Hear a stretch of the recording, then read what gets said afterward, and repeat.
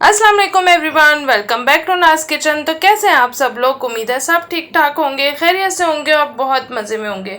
आज मैं आप लोगों के साथ बहुत ही मज़ेदार सी बीफ की रेसिपी शेयर करूंगी।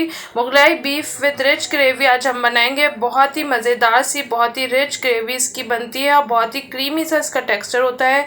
आप लोग ज़रूर ट्राई कीजिएगा, इंशाल्लाह आप लोगों को बहुत पसंद आएगी। काफ़ी डिफरेंट है मगर बहुत ही टेस्टी है। तो इंशाल्लाह जब आप बनाएंगे आपके घर में सबको बहुत पसंद आएगी। तो चलिए रेसिपी स्टार्ट करते हैं। यहाँ मैंने हाफ़ केजी बीफ लिया है और इसको मैंने इस तरह से क्यूब्स में कट किया हुआ है। बहुत बड़े बड़े पीसेस भी आपने कट नहीं करने, बस मीडियम साइज़ के पीसेस कट कीजिएगा। और इसमें 1.5 गिलास मैं पानी ऐड कर रही हूँ। मैं इसको कुकर में बना रही हूँ, आप चाहें तो पतीले में भी बना सकते हैं। और 1 टीस्पून इसमें नमक ऐड किया है, हाफ़ टीस्पून हल्दी, और ये टीस्पून है मेरे पास तो 2 टीस्पून इसमें अदरक लहसुन का पेस्ट ऐड करके और इसको अच्छी तरह से मिक्स कर लेंगे। और मिक्स करके और इसके बाद इसको मैं कवर कर दूंगी। और अगर आप इसको पतीली में पका रहे हो तो आप इसको तकरीबन आधे से पौना घंटा इसको लगेगा बीफ को गलने में।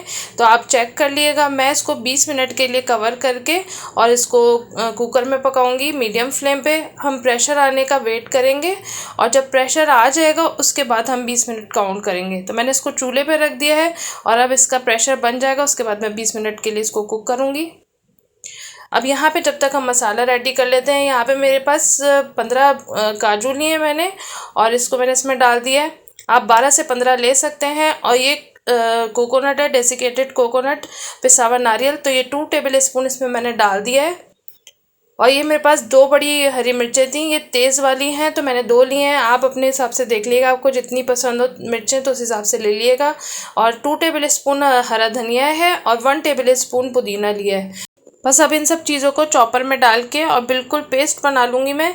आप चाहें तो इसे जग में भी बना सकते हैं, मगर मेरा जो ये चॉपर है थोड़ा छोटा है, लेकिन इसमें बिल्कुल बारीक पेस्ट बन जाता है, इसलिए मैं इसमें डाल रही हूँ। आप चाहें तो ग्राइंडर जग में भी इसको पीस सकते हैं। तो बस मैं इसमें डाल के इसको पीस लूँगी। और इसके अंदर थोड़ा सा हम लेमन जूस डालेंगे, 2 टेबल स्पून के करीब। ये एक बड़े साइज़ का लेमन मैंने लेके और इसको निचोड़ लिया। तो ये 2 टेबल स्पून बना था मेरे पास और ये 2 टेबल स्पून इसमें पानी में डाल रही हूँ। आप अपने चॉपर के हिसाब से देख लीजिएगा, जितनी पानी की ज़रूरत हो तो डाल लीजिएगा, लेकिन इसको बिल्कुल आपने पतला नहीं करना, थोड़ा सा थिक पेस्ट बनाना है। तो मैं इसको पीस लूँगी। अब यहाँ पर 20 मिनट हो गए थे और गोश्त गल गया है, तो मैं आपको दिखाती हूँ। और जब ये गल जाएगा तो इसमें जो थोड़ा बहुत पानी आपको नज़र आ रहा है, तो बस इसको हम चूल्हे पर रख के और बिल्कुल ड्राई कर लेंगे। तो इसको मैं चूल्हे पे रख लूँगी। अब बहुत ज़्यादा पानी नहीं है, लेकिन जितना भी बचे आप इसको चूल्हे पे रख के ड्राई कर लिएगा। तो बस मैं यहाँ पे इसको तेज़ आग पे ड्राई कर लूँगी। थोड़ा बहुत ही है मगर बिल्कुल खुश्क कर लेना है आपने। तो ये देखें बिल्कुल खुश्क हो गया है, इसमें बिल्कुल भी पानी नहीं है और जो भी मसाला था वो इसी के ऊपर लग गया है। अदरक लहसुन वगैरह जो हमने डाला था सब कुछ इस बोटियों पे ही लग गया है। तो बस आप इसको ठंडा कर लेंगे। अब यहाँ मेरे पास 1 कप दही है और ये मैंने फेंट के लिया है। और खट्टा दही आपने नहीं यूज़ करना है यहाँ पे। तो ये 1 कप दही तकरीबन 1 पाव है ये मेरे पास और इसको मैंने इसमें डाल लिया है। ये हाफ़ कप टेट्रा पैक वाली क्रीम है, आप कोई सी भी टेट्रा पैक की ले सकते हैं। ये हाफ़ कप मैंने ली है।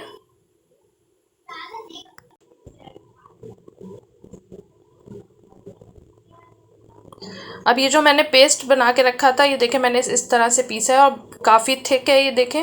तो ये सारा हम इसके अंदर डाल देंगे। इससे बहुत ही रिच सी ग्रेवी और बहुत ही मज़ेदार सा टेस्ट बनता है इसका ग्रेवी का। अब ये 1 टीस्पून भुना हुआ कुटा हुआ ज़ीरा है मेरे पास और ये गरम मसाला पाउडर है हाफ़ टीस्पून। ये धनिया पाउडर है 1 टीस्पून।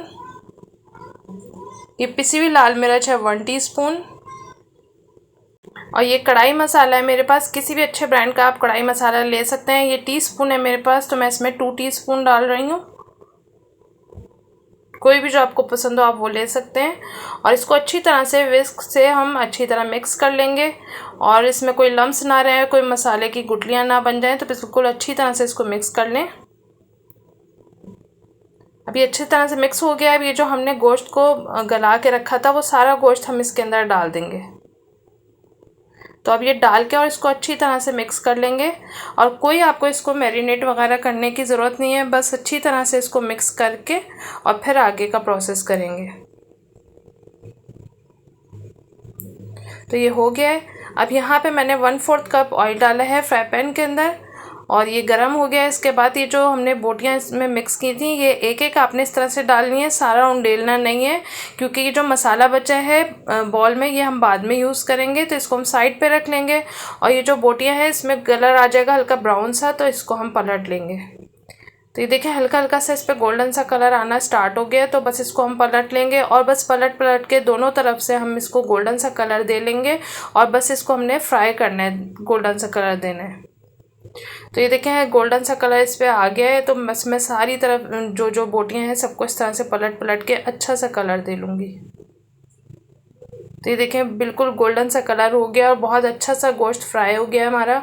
तो बस इसको मैं निकाल लूँगी एक प्लेट के अंदर और अब हम इसको साइड पे रखेंगे और आगे के प्रोसेस पे चलते हैं। अभी जो ऑयल बचा हुआ था गोश्त फ्राई करने के बाद, तो इसी के अंदर हम 2 से 3 टेबल स्पून बस आप इसमें ऑयल डालिएगा। और इसके बाद इसमें मैंने एक बड़े साइज़ की प्याज को स्लाइस करके रखा था, वो हम इसके अंदर डाल के और इसको अच्छी तरह से मिक्स कर लेंगे। इसको आपने कलर नहीं देना, बस हल्का सा सॉफ्ट करना है, हल्का हल्का सा पिंक सा कलर उसको बस करना है, आपने ज़्यादा कलर नहीं देना। तो ये देखिए बस इस तरह का हो गया है। तो अब इसके अंदर ये जो हमारे पास मसाला बचा हुआ था ये सारा मसाला हम इसके अंदर डाल देंगे और इसको अच्छी तरह से मिक्स कर लेंगे।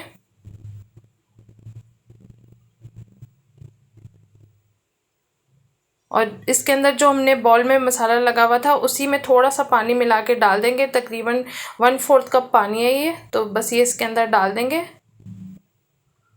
और मज़ीद इसमें कोई पानी वगैरह डालने की ज़रूरत नहीं है, बस इसको अच्छी तरह से मिक्स कर लेंगे।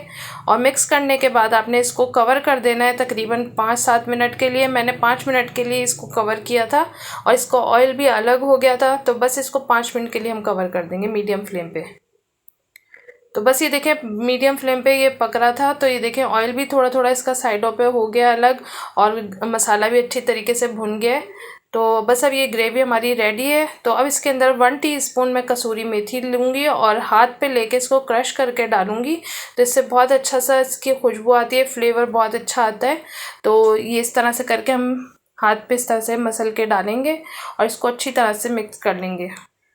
इसकी बहुत अच्छी खुशबू आती है, ये ज़रूर ऐड कीजिएगा इसमें। और इसको अच्छी तरह से मिक्स करने के बाद अब ये जो हमने गोश्त बना के रखा था फ्राई करके, तो बस ये इसके अंदर डाल देंगे और इसको अच्छी तरह से मिक्स कर लेंगे। थोड़ा लंबा प्रोसेस है मगर बहुत टेस्टी, बहुत ही मज़े की बनती है, काफ़ी डिफरेंट है। और आप ज़रूर बनाइएगा, आपके यहाँ कोई दावत वगैरह हो या कोई पार्टी हो तो आप ज़रूर बनाइएगा, इंशाल्लाह आपके गेस्ट को बहुत पसंद आएगी, आपके घर वालों को भी बहुत पसंद आएगी, आप ज़रूर बनाइएगा। तो ये देखें ये इसकी फ़ाइनल लुक है और ये रेडी हो गई है, ऑयल अलग हो गया है, इसके ऊपर थोड़ा सा हरा धनिया डाल दिया है। अब मैं इसको आपको निकाल के दिखाती हूँ। इसको आप खीरे और टमाटर और प्याज वगैरह के साथ, सलाद के साथ सर्व करें। और इसकी आप ग्रेवी देख सकते हैं, बहुत ज़्यादा पतली और बहुत ज़्यादा थिक भी नहीं होनी चाहिए, हल्की हल्की सी इस तरह से ग्रेवी होनी चाहिए। और बस इसके ऊपर थोड़ा सा हरा धनिया मैंने डाल दिया है। और ये जो हरी मिर्चें हमारे पास होती हैं घरों में, वही मैं थोड़ी सी मेरे पास रखी हुई थी, लाल हो गई थी, तो ये मैं गार्निश के लिए बस ऐसे ही थोड़ा सा मैं ऊपर से इस तरह से डाल रही हूँ, तो खूबसूरत लगेंगी। आप भी इसी तरह कर सकते हैं, दिखने में भी खूबसूरत लगना चाहिए खाने को। तो आप लोग ज़रूर बनाइएगा, इंशाल्लाह आप लोगों को बहुत पसंद आएगी, आप लोग ज़रूर ट्राई कीजिएगा। तो रेसिपी पसंद आए तो लाइक ज़रूर कीजिएगा और फैमिली फ्रेंड्स में शेयर भी ज़रूर कीजिएगा। मेरे चैनल को फर्स्ट टाइम वॉच कर रहे हैं तो प्लीज़ सब्सक्राइब ज़रूर कर दीजिएगा और बेल के बटन को प्रेस करके नोटिफिकेशन ऑन करें, इससे जब भी कोई न्यू वीडियो अपलोड करूँगी तो वो सबसे पहले आपको मिलेगी। मुझे कमेंट्स करना बिल्कुल नहीं भूलिएगा, मुझे आपके कमेंट्स का इंतज़ार रहेगा। मुझे दुआ में याद रखिएगा। नेक्स्ट वीडियो में मिलूंगी एक नई और ज़बरदस्त रेसिपी के साथ। Thanks for watching. अल्लाह हाफिज़।